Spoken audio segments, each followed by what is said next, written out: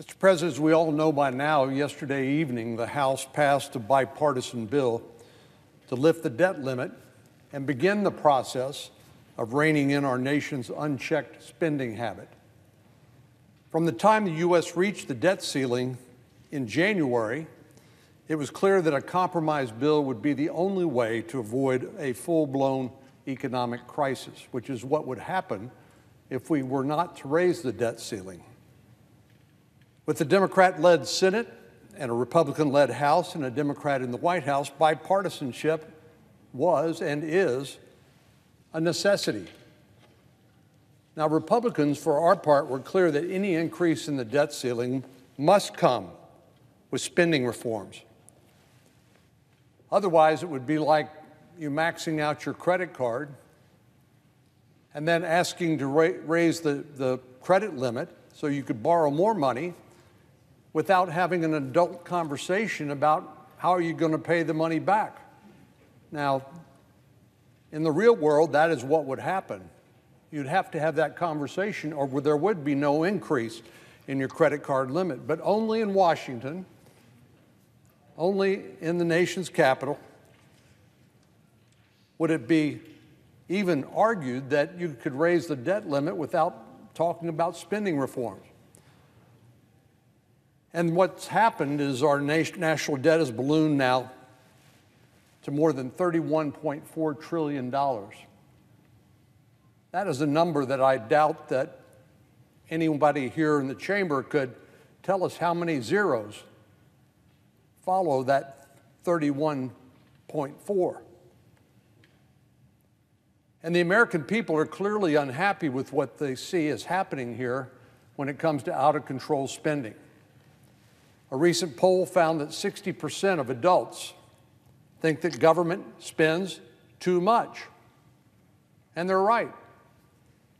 They're frustrated by the unnecessary and wasteful spending, and they're eager for Congress to do the reasonable, rational thing, which is to begin to get our financial house in order. That's precisely what Republicans demanded throughout this process, necessary fiscal reforms as part of the debt ceiling negotiation. But instead of stepping up, doing his job, acting responsibly, President Biden took a very different approach. He said, I refuse to negotiate. This is the President of the United States with $31.4 trillion in debt. He says, I refuse to negotiate. He went on to say that only a clean debt ceiling increase was an option, and he refused to engage in negotiations altogether. It's helpful to remember that it was in January where we actually hit the debt ceiling, and what's happened since then is the Treasury Secretary has engaged in what's euphemistically called extraordinary measures in order to pay the bills as the money comes in through tax revenue. But now she's told us that the X date, which presumably is the default date after extraordinary measures are exhausted, it would be June the 5th. That's Monday. That's Monday. So the president's known since January that this day would come. He's refused to negotiate, and he's led us into this scenario where, unless Congress acts by June the 5th, we will breach the debt limit and begin to default on paying our bills as a nation. Now, I don't have to remind anybody that inflation, as a result of some of the profligate spending habits of the previous Congress, particularly on our Democratic friends' side, they were happy to spend roughly $2.3 trillion last year on strictly party line spending votes. But you put enough gasoline on the fire and inflation is going to spiral out of control. That's exactly what has happened. As a consequence, two things have happened. One is that hardworking American families have found their standard of living reduced because they simply can't afford to keep up with the increase in costs as a result of inflation. The second thing that happened is that in order to try to deal with this hidden tax, the Federal Reserves had to raise interest rates, which has slowed down the economy even more. Why in the world would President Biden, as a responsible public official, refuse to negotiate when he knows that the anxiety associated with hitting this X date on Monday is causing even more uncertainty, even more trepidation, even more anxiety over exactly what the future is going to look like? Why would he risk that? So President Biden stuck to his no negotiations, no reforms position for literally months, even though it was painfully obvious that a bipartisan deal was the only way to avoid a further economic crisis.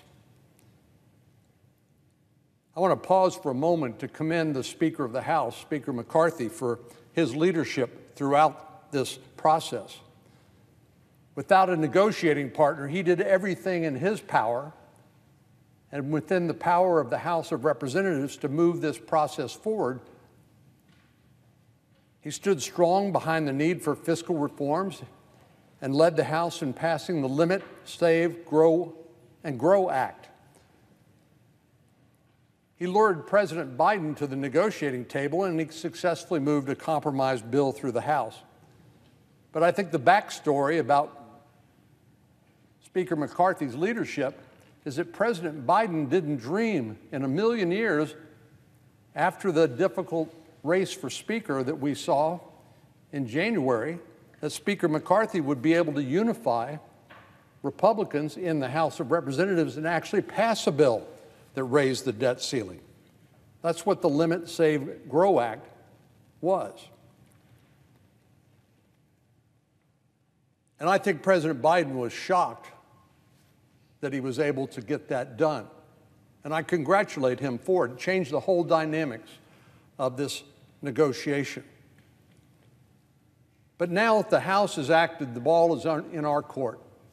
This chamber will soon vote on the McCarthy-Biden agreement. And now is the time for the Senate to do its job. Our job is not simply to accept or to rubber stamp what the House passed. That's never been the case. We weren't a party to the agreement. Why should we be bound by the strict terms of that agreement? The Senate has not had a say in the process so far, and it's led to serious frustration on both sides of the aisle. This bill didn't go through regular order. In other words, it didn't go through a committee. Members didn't have the opportunity to weigh in or shape the legislation at that level, or even the final text. Given the time constraints wholly created by President Biden's delay and refusal to negotiate, this rushed process was completely unavoidable. We didn't have to get on the precipice of a default in order to act. If President Biden had done his job and responsibly engaged in the negotiations that he finally did engage in at an earlier point, months earlier. So the president dragged his feet for several months, leaving the narrowest possible window to reach a deal and avoid a further crisis. This is not how this should have played out. But that doesn't mean that our hands are tied behind our backs here in the Senate. The Senate's not required, as I said, to rubber stamp the House bill. We have the opportunity to amend this legislation and make it better. I share the concerns expressed by the ranking member of the Senate Appropriations Committee, the senator from Maine, senator from South Carolina, Senator Graham, Senator Sullivan, the senator from Alaska, and Senator Cotton, I believe, has also spoken on that publicly, that the defense number in this agreement is simply inadequate. And it's completely unacceptable to leave in the hands of Senator Schumer, the majority leader, whether or not we actually pass appropriations bills this year, because if we don't, under the terms of the McCarthy-Biden agreement, then we go back into a sequestration with a 1% cut across the board. Now, that may not sound like a lot, but our country is facing more national security threats than we ever have before, whether it's the challenge in Europe with Russia's unjustified invasion of Ukraine, whether it's the aspirations of the Ayatollah in Iran to build nuclear weapons, whether it's Kim Jong-un in North Korea, or Vladimir Putin, or President Xi. It's easy to see that the threats are not diminishing. They are getting more and more serious, which means that a sequestration of the Defense Department spending by automatic operation of law is unacceptable. So senators on both sides want amendments. Members want to make changes to try to improve the bill. And as I said, the Senate should not be cut out of the process due to President Biden's foot dragging.